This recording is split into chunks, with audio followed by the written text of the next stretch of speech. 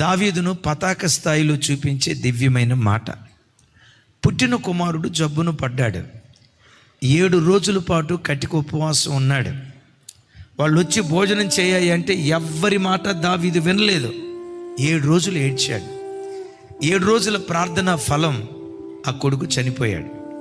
రాయబడిన మాట, అప్పుడు దావీదు లేచి స్నానము చేసి వేరు వస్త్రములు ధరించి తైలము రాసుకొని యెహోవా మందిరానికి వెళ్ళి దేవుని సన్నిధిలో మొక్కుతూ ఉన్నాడు.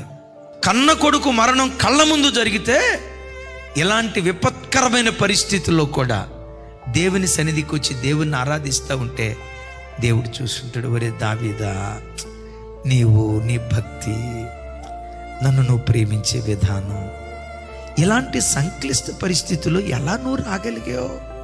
నా సన్నిధికి వచ్చి ఎలా నువ్వు స్తుతించగలుగుతున్నావు? ఎలా నా సన్నిధిలో బలిపీఠం కట్టగలుగుతున్నావు? ఎలా నా సన్నిధిలో నన్ను ఆరాధించగలుగుతున్నావు? ఈ సంక్లిష్ట పరిస్థితుల్లో ఎలా నువ్వు స్తుతించగలుగుతున్నావు?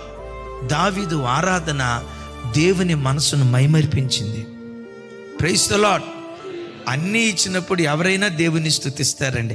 ఆ సంక్లిష్ట పరిస్థితిలో ఎవరైనా దేవుని స్తుతిస్తారా? అలా స్తుతించిన వాడే దావీదు.